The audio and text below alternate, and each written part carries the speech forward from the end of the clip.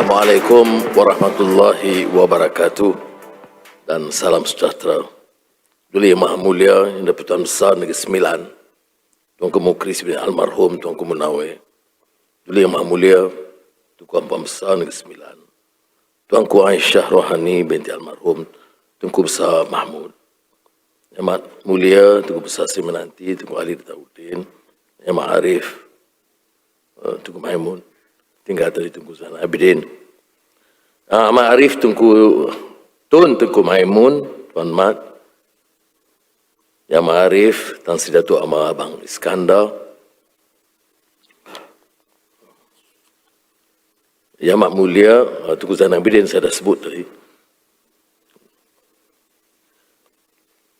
Tan Sri Datuk Abang Iskandar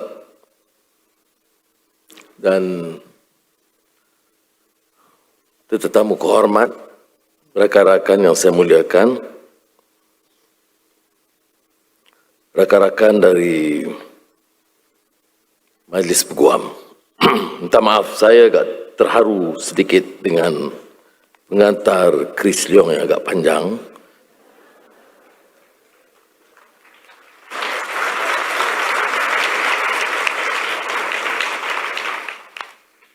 Tapi izinkan saya mulakan dengan menyatakan penghargaan khusus kepada tuanku yang berdua, kerana kehadiran tuanku itu memberi kesan yang berbeza kepada usaha kita jalankan reformasi perundangan, menegakkan hukum dalam negara yang masih tercabar dengan polemik dan naratif yang agak berbeza.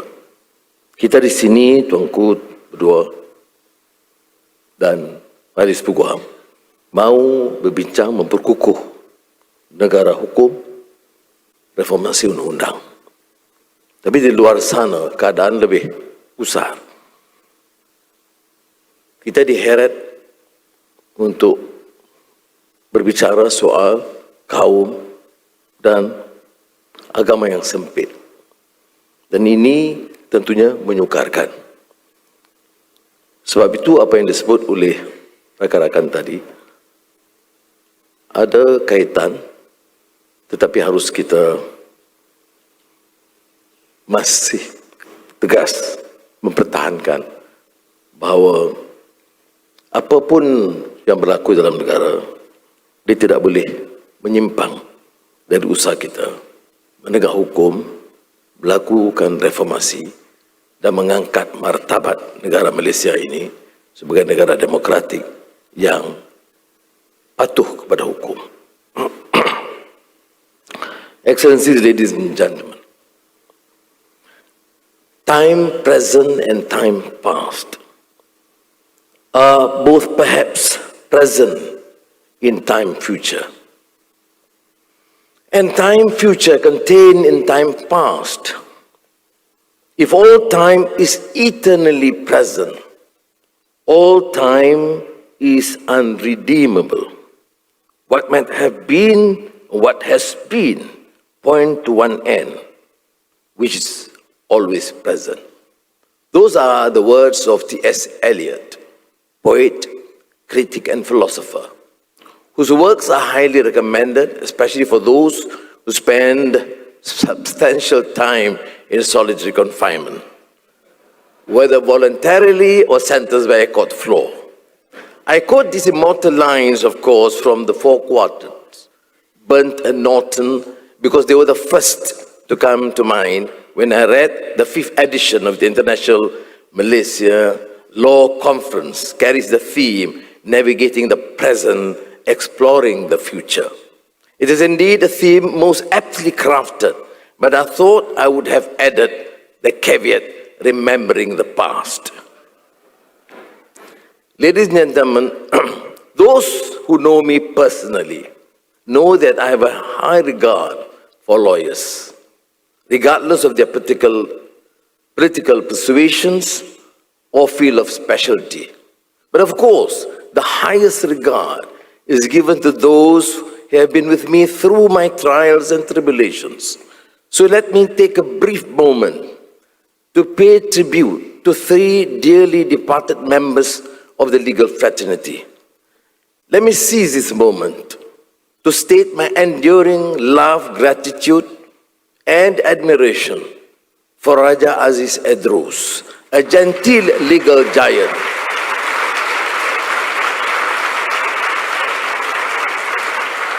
Karpal Singh, a lion of lawyers. And lastly, my very dear friend, Christopher Fernando, a pillar of strength, and from Seremban, Tunggu. Though no longer with us, they remain etched in my memory as quintessential lawyers. I am grateful to the Malaysian Bar, not only for inviting me today, Karantia, but for standing for these principles of justice, and I and my family is, of course, indebted to the Bar. Although your demands make my life rather difficult. Needless to say, it is such a great honor to be here amongst you. I was asked to give due consideration in my speech to the subject of judicial independence.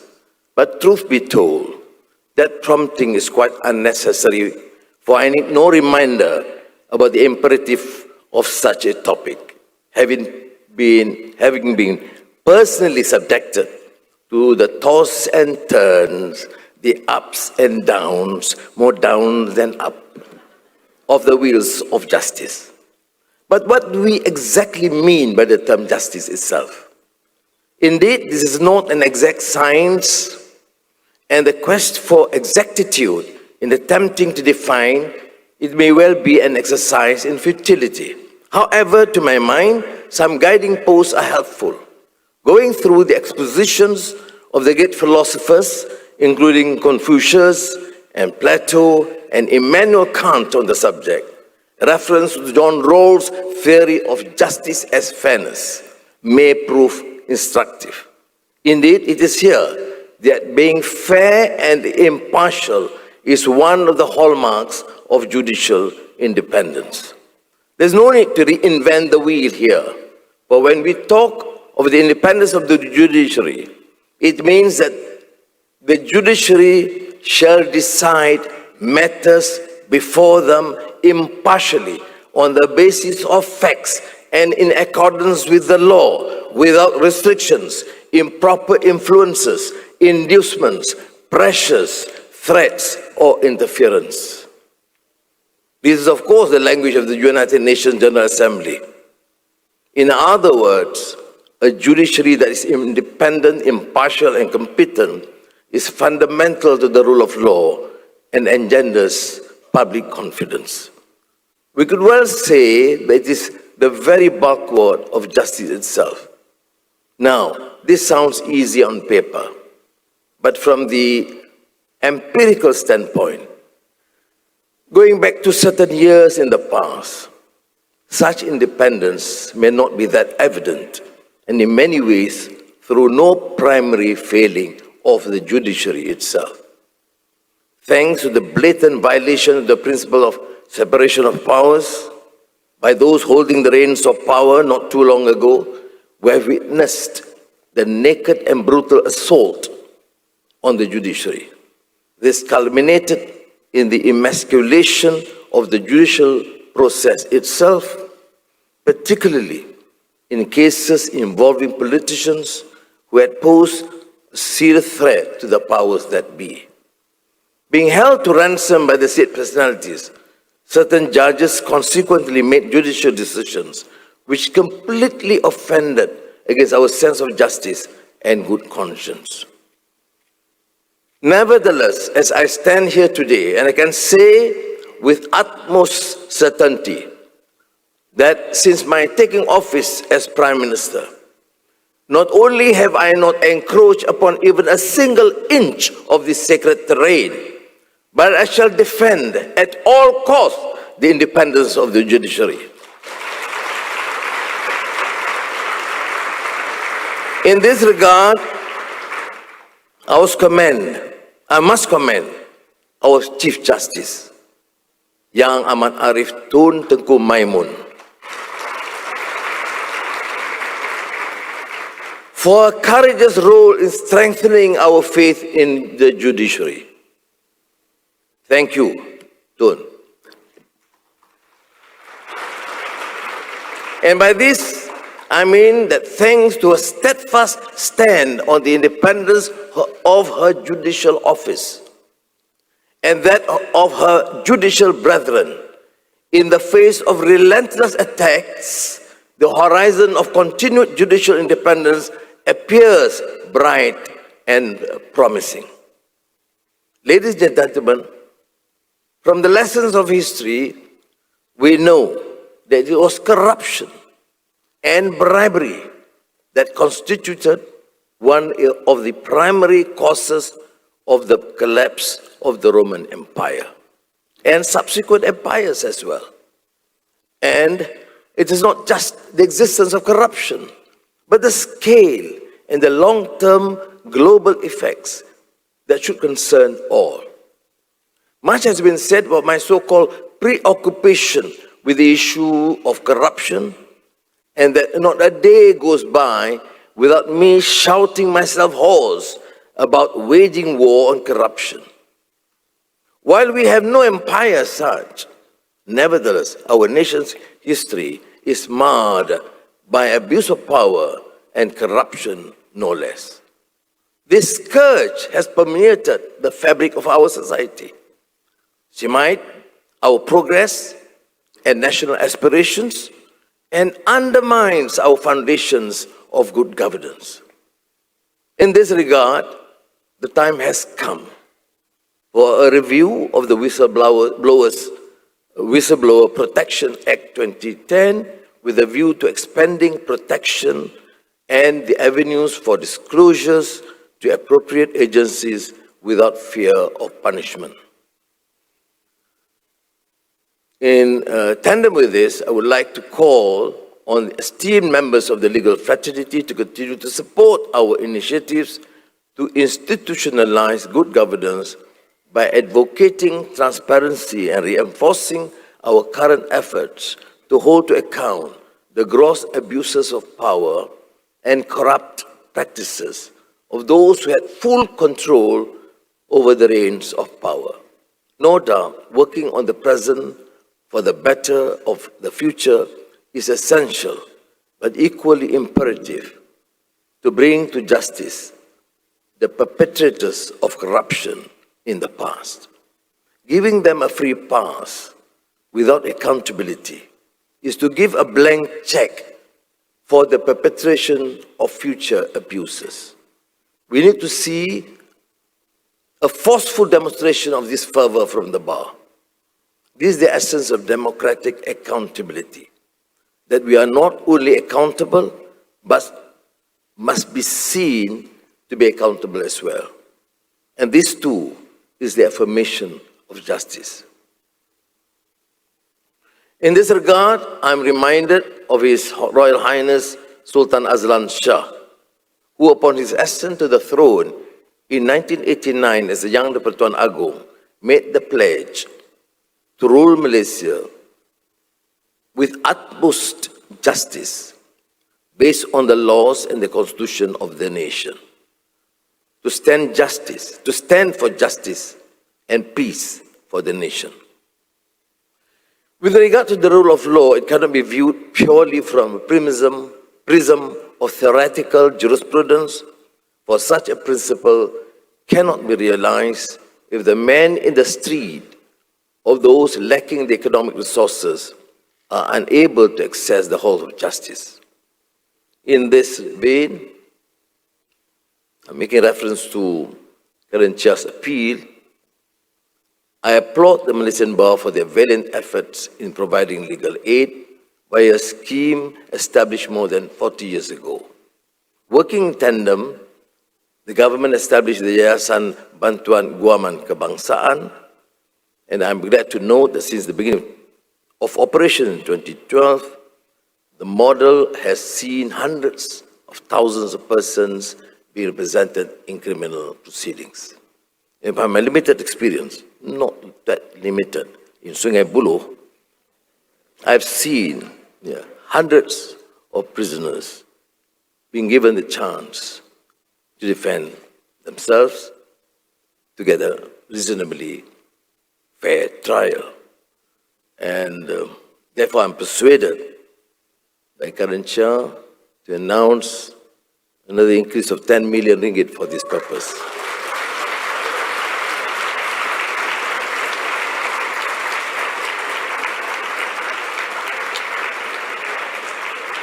Because YBGK has become the largest provider of legal aid in the country. And thank you, because the government acknowledges the role of the Malaysian Bar in this initiative. I know I'm not going to get extra votes in the 6 states, but I can be rest assured there will be lots of dua in this place, from prison. To take the framework to the next level, I cannot furnish any specific details yet, but suffice to say that the government acknowledges that access to justice is a fundamental right, and therefore I will continue to engage, I think, through Ram Karpal, and give serious consideration to the views of the Malaysian Bar. And we can proceed from there, Karen Chair.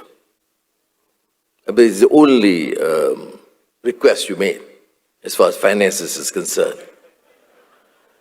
Because if you extend beyond that, I have to consult the Minister of Finance. On the plight of stateless persons, the Home Ministry has received numerous citizenship requests under Article 15A of the Federal Constitution, which underscore the urgent need for action. Several critical issues contribute to the challenges faced by stateless persons in Malaysia. As for children born overseas to Malaysian mothers, efforts are already underway to resolving the issue of citizenship for them. We'll be able, inshallah, to table amendments to the Federal Constitution to replace the words "whose father." In Part 1 and Part 2, the second schedule of the words "at least one of the parents."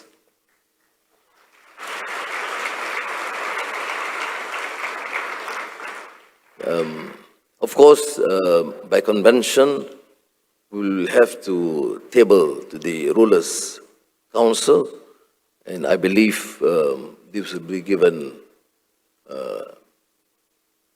support, and assuming that's done this month, we'll be able to table that bill in the next parliamentary session in September. Ladies and gentlemen, as a nation, I believe we are at an inflection point in our path towards systemic reforms and a just and equitable society. There is much to do, but I'm grateful to have the opportunity to make this journey with my fellow citizens. I'm sure that the Malaysian Bar will be a vigilant and dependable companion in this odyssey. The IMLC provides a unique avenue for collaboration, dialogue, and the exchange of ideas. And as we gather here today, the global landscape is rapidly evolving, presenting new challenges and opportunities that demand our collective wisdom and concerted efforts. The issues faced require lawyers to not only be astute legal practitioners, but also compassionate agents of change, striving for justice, inclusivity, and sustainability. This is Malaysia Madani writ large. The legal profession is essential to the administration of justice and the facilitation of economic activity, comprising capable, diligent, and intelligent individuals with immense potential to contribute on a national and global level.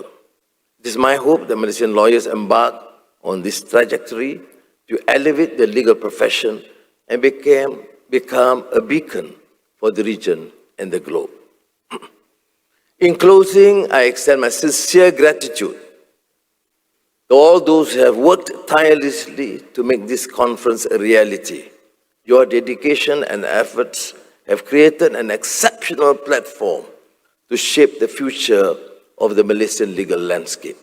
May the next few days be filled with insightful discussions, fruitful collaborations, and meaningful interactions that leave an indelible impact on our collective quest for a more just, inclusive, and prosperous Malaysia. Terima kasih.